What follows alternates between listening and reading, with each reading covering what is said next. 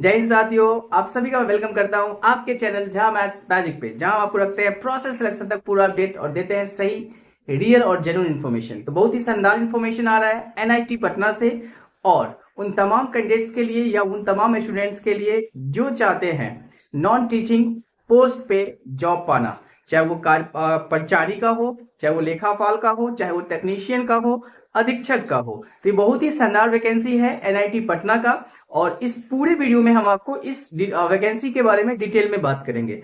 एक एक बिंदु पे बात करेंगे, उनके नोटिफिकेशन को पूरा समझेंगे ताकि आप सही से फॉर्म फिलअप करिए, और आप जिस पोस्ट के लिए अप्लाई करते हैं उसको बढ़िया से फिलअप करना है ताकि आपको ये जॉब मिले।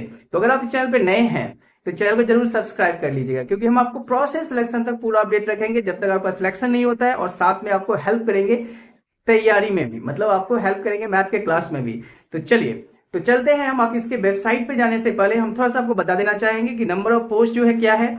लास्ट डेट जो है ना इसका 29 नवंबर है, मतलब 7 तारीख से फॉर्म स्टार्ट हो चुका है। लास्ट डेट इसका जो है ना 29 नवंबर है। ऑनलाइन फॉर्म फिलअप करना है, लेकिन साथ में ऑनलाइन फॉर्म फिलअप करने के बाद उसका प्रिंट आउट निकाल के इसे ऑफलाइन भी भेजना है। तो पूरी डिटेल में आपको बताएंगे क्या है क्या नहीं है। तो अगर आप देखना चाहते हैं तो देख सकते हैं। अधीक्षक का पोस्ट है, तकनीक सहायक का है, कार्यालय परिचारी का है, लेखा सहायक का है और टेक्नीशियन का है। तो ये पोस्ट निकल के आ रहा है। और अगर हम इसकी वेतन की बात कर ले तो देख लेते हैं सर, 93,000 से 34,800, मतलब वेतन बहुत ही बढ़िया है, क्योंकि पे स्केल लगभग 4200 रुपया है। ठीक है, इसका भी देखिए 93 से 34,800 दिखा रहा है, 5200 से 20,200। ठीक है, अगर परिचारी का बात करिएगा तो बहुत ही शानदार पे है। ठीक है, इसके बाद लेखा सहायक का जो है ना वो भी पे है। और इस सब के क्वालिफिकेशन के बारे में बात करेंगे, इसके बारे में बात करेंगे कौन इसको भर सकता है। तो आइए चलते हैं इसके नोटिस को और डिटेल में पढ़ते हैं। लेकिन उस पे जाने से पहले अगर आप चैनल पे नए हैं तो चैनल को जरूर सब्सक्राइब कर लीजिएगा और लाइक का बटन जरूर दबाइएगा और वीडियो को शेयर भी करिएगा। चलिए चलते हैं और देखते हैं नोटिफिकेशन में क्या है। चलिए तो हम आपको इसका नोटिफिकेशन दिखा देते हैं। National institute of technology Patna, ठीक है। आइए, विज्ञापन संख्या NITP, ठीक है ना, 3/2023। तो राष्ट्रीय प्रौद्योगिक संस्था पटना, अशोक राज पटना जो है, ठीक है ना, यहाँ पे अस्थाई पदों के लिए, अस्थाई मतलब हुआ परमानेंट जॉब है, ठीक है ना, परमानेंट जॉब के लिए है। अस्थाई पदों पे भर्ती के लिए भारतीय नागरिकों से निर्धारित प्रारूप में आवेदन मांग रहा है। क्या है? अधीक्षक का देखिए 5 पोस्ट पे है, ठीक है, जिसमें अनारक्षित 2 है, आर्थिक रूप से कमजोर का 1 है, पूरा दिया हुआ है। तकनीकी सहायक का 11 है, टेक्नीशियन का 18 है, और कनिष्ठ सहायक मतलब लेखा का जो है ना 6 है, और कार्यालय परिचारी का 7 है। तो पोस्टों की संख्या बढ़िया है, क्योंकि देखिए ऐसे ऐसे पोस्ट पे क्या होता है, फॉर्म फिलअप बहुत कम होते हैं।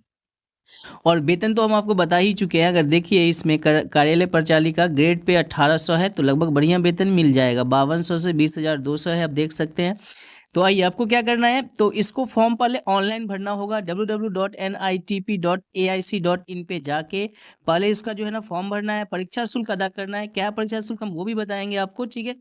लेकिन सबसे पहले आपको फॉर्म भरना है, फिर उसका प्रिंट आउट निकाल लेना है। प्रिंट आउट निकाल के फिर आपको ये जो रजिस्टर करना है, राष्ट्रीय प्रौद्योगिक संस्था पटना, अशोक राजपथ पटना 80005 को केबल स्पीड पोस्ट, ठीक है, यह पंजीकृत डाक द्वारा भेजा जाएगा। 7 दिसंबर 2023 को शाम 5 बजे से पहले ये वहां पहुंच जाना चाहिए।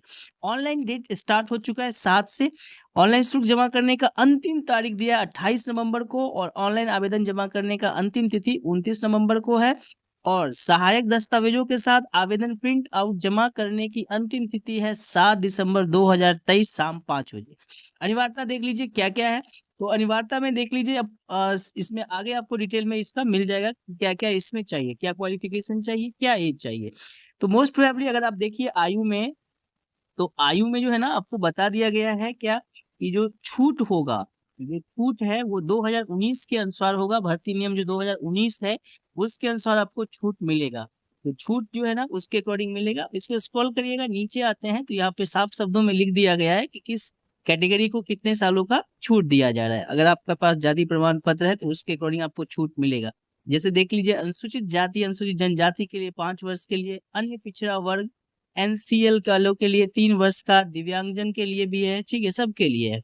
शुल्क क्या है, तो 400 रुपया है जनरल का, आर्थिक रूप से कमजोर वर्ग का एवं पिछड़ा वर्ग का, नॉन क्रीमी का। बाकी जो है अनुसूचित जाति जनजाति के लिए 200 रुपया है, और जो दिव्यांगजन है उनके लिए जो है ना कोई शुल्क नहीं लिया जा रहा है। चयन प्रक्रिया क्या होगा, अगर फॉर्म बहुत ही कम भराएगा तो आपका सिलेक्शन जो है ना आपके मार्क्स बेसिस पे या शॉर्टलिस्ट कर लिया जाएगा। लेकिन फॉर्म अगर ज़्यादा भराता है तो एग्ज़ाम हो सकता है, एक रिटन एग्ज़ाम छोटा-सा एग्ज़ाम हो सकता है, लिखित परीक्षा हो सकता है। ये उन पे डिपेंड करता है, वो साफ क्लियर कह दिए हैं।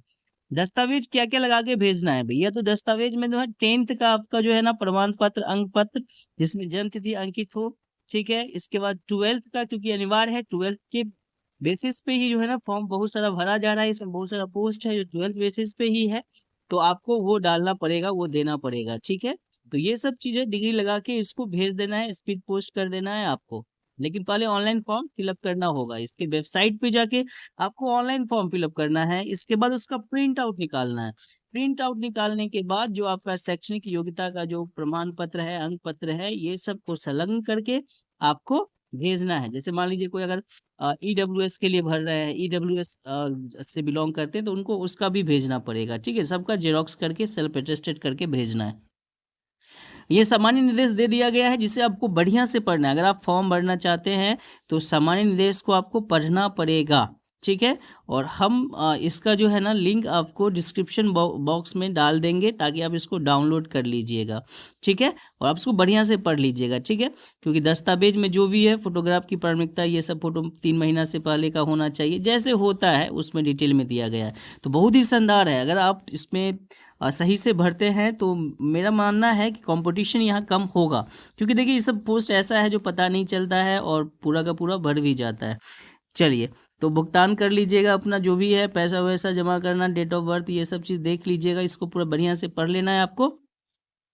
आगे बढ़ते हैं, थोड़ा सा इसेंशियल क्वालिफिकेशन देख लेते हैं। इसेंशियल क्वालिफिकेशन इसलिए बहुत ज़रूरी है कि किस पोस्ट के लिए क्या क्वालिफिकेशन है। जैसे टेक्नीशियन के लिए है या अधीक्षक के लिए, तो अधीक्षक के लिए क्योंकि ग्रेजुएशन होगा, क्योंकि अधीक्षक का ग्रेड पे बहुत ज़्यादा है तो ग्रेजुएशन होना मानता है। बाकी जो आप देख रहे हैं ना अकाउंटेंट के लिए 12th ही है, ठीक है? इसके बाद आप देख लीजिए प्राचार्य के लिए तो उनका भी 12th ही होगा। आइए देखते हैं, तो एसेंशियल क्वालिफिकेशन सुप्रीडेंट का देखिए यहाँ पे 5 सीट है, ये तो आपको पहले भी बता चुके हैं। तो थोड़ा सा इसको स्क्रॉल कर लेते हैं और आगे बढ़ जाते हैं, ठीक है? टेक्नीशियन के 18 पोस्ट हैं, इसमें 10+2 पे ही है, मतलब ऐसा कोई डिग्री नहीं चाहिए लेकिन 10+2 पे ही है। तो बहुत ही शानदार वैकेंसी है, अगर आप सही से इसको करिएगा तो आई होप कि आप इसका आपको इसका फ़ायदा मिल सकता है। तो चलिए हम आपको सबसे पहले दिखा देते हैं कि इसके लिए क्या क्वालिफ़िकेशन है। थोड़ा सा स्क्रॉल करते हैं, नीचे चलते हैं और चैनल पर नए हैं तो चैनल को ज़रूर सब्सक्राइब कर लीजिएगा, लाइक का बटन ज़रूर दबाइएगा ताकि हम आपको पूरा अपडेट रखेंगे और आपको हेल्प करेंगे, ये जॉब पाने में भी हेल्प करेंगे। तो चलिए सबसे पहले देखते हैं जो पोस्ट दिया गया है उसमें क्वालिफ़िकेशन क्या-क्या चाहिए, किस पोस्ट के लिए क्या क्वालिफ़िकेशन चाहिए, तो ये देखना बहुत ज़रूरी है। जैसे अभी यहाँ पे देख लीजिए, एज जो है ना बता दिया गया है। अभी सुपरिटेंडेंट का लीजिएगा, अधीक्षक का लीजिएगा तो 30 साल एज इसमें जो है ना बता दिया गया है, ठीक है? 30 ईयर्स और रिलैक्सेशन को छोड़ के 30 ईयर्स बताया जा रहा है, ठीक है?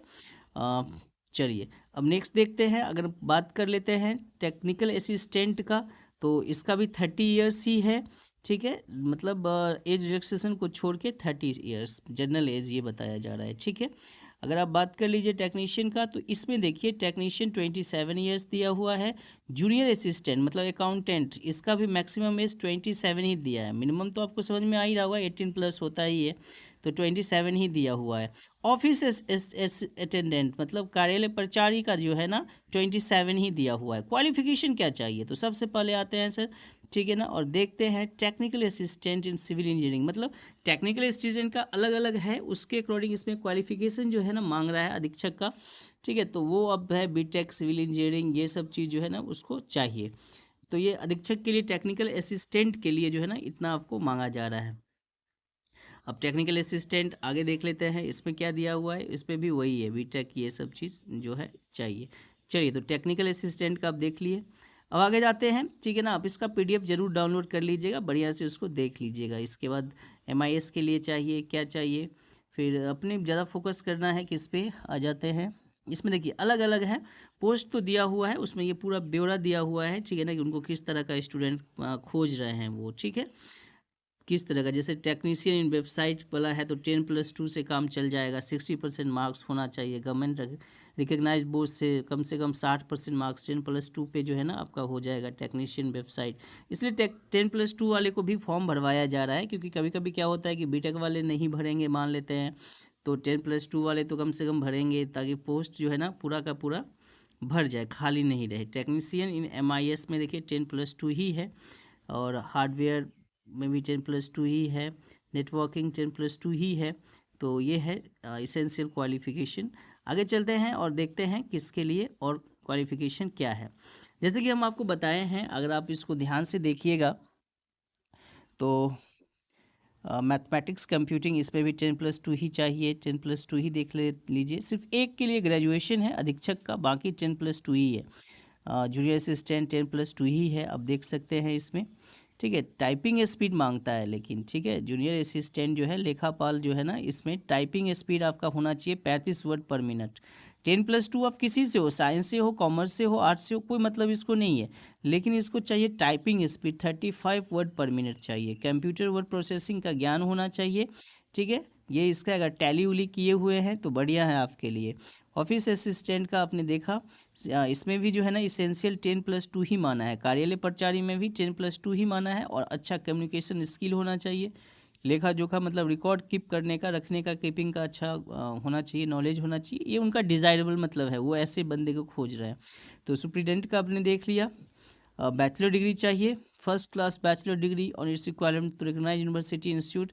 तो अगर आप अधीक्षक का फॉर्म भर रहे हैं तो आप ग्रेजुएशन हैं 60% मार्क के साथ, तो आप इस फॉर्म को फिलअप कर सकते हैं।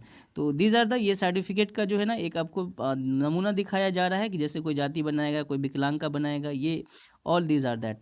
तो चलिए, तो आप जितने भी लोग इस फॉर्म को फिलअप कर रहे हैं, एक बार लाइक का बटन दबा दीजिएगा और कमेंट करके जरूर बताइएगा सर हम भर रहे हैं। तो आई हेल्प यू, जहाँ भी ज़रूरत होगा हम आपको हेल्प करेंगे। और ज़रूर इस फॉर्म को ऑनलाइन कर लीजिएगा, ठीक है। इसके बाद प्रिंट आउट निकाल के इसको स्पीड पोस्ट भी जरूर कर दीजिएगा। फॉर्म भर लीजिए, भेज दीजिए, फिर आपको कॉल लेटर आएगा, आपका स्क्रीनिंग होगा। अगर नंबर ऑफ क्या बोलते हैं, अगर नंबर ऑफ मान लीजिए बहुत ही कम रहेगा तो हो सकता है मार्क्स बेसिस पे भी आपका सिलेक्शन हो जाए। अगर ज़्यादा फॉर्म भराता है तो थोड़ा सा टेस्ट होगा, लेकिन ऐसा कोई मैंडेटरी नहीं है, इस बात का ध्यान रखना है। तो चलिए, चैनल पे नए हैं तो चैनल को जरूर सब्सक्राइब कर लीजिएगा, क्योंकि हम रखेंगे आपको प्रोसेस सिलेक्शन पूरा update. Thank you for watching Jha maths magic. Thank you everybody, thank you once again, thank you.